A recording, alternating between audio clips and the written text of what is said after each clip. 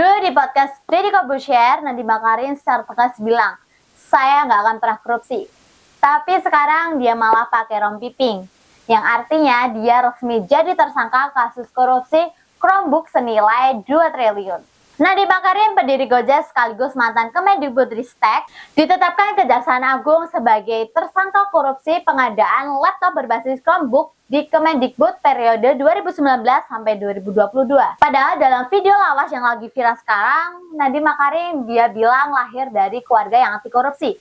Ayahnya pernah menjabat sebagai Komite Etik KPK dan ibunya pendiri Bung Hatta Anti-Corruption Award. Kejaksaan Agung memeriksa lebih 120 saksi dan 4 ahli sebelum akhirnya menetapkan Nadiem Makarim sebagai tersangka kasus korupsi Chromebook. Setelah itu Nadiem Makarim ditahan selama 20 hari di Rutan Salemba, Cabang Kejaksaan Negeri Jakarta Selatan. Bukan hanya Nadiem Makarim saja yang menjadi tersangka, tapi ada 4 nama lain yang menjadi tersangka. Sri Wahyuningsi, Mulyasya, Juristan, dan Ibrahim Arif. Mereka disebut punya peran penting dalam proses pengadaan. Bahkan Juristan sekarang sudah berstatus buron. Masalah ini juga belum selesai. KPK mulai menyelidiki kasus baru di Kemendikbudristek terkait pengadaan layanan Google Cloud tahun 2020 sampai 2022. Artinya masih ada kemungkinan Nadiem Makarim ini akan menghadapi kasus baru di kemudian hari. Publik makin curiga setelah melihat laporan harta kekayaan Nadiem Makarim di LHKPN. Tahun 2019 tercatat sekitar 1,22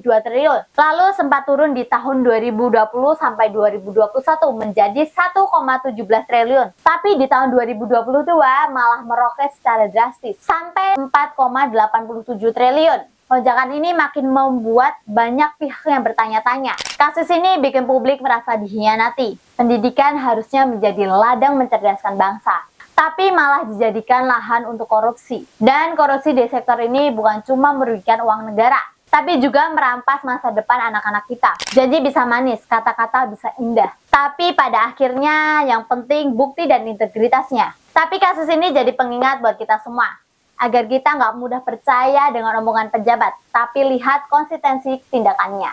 Jangan lupa like, komen, dan subscribe supaya kamu gak ketinggalan info lainnya.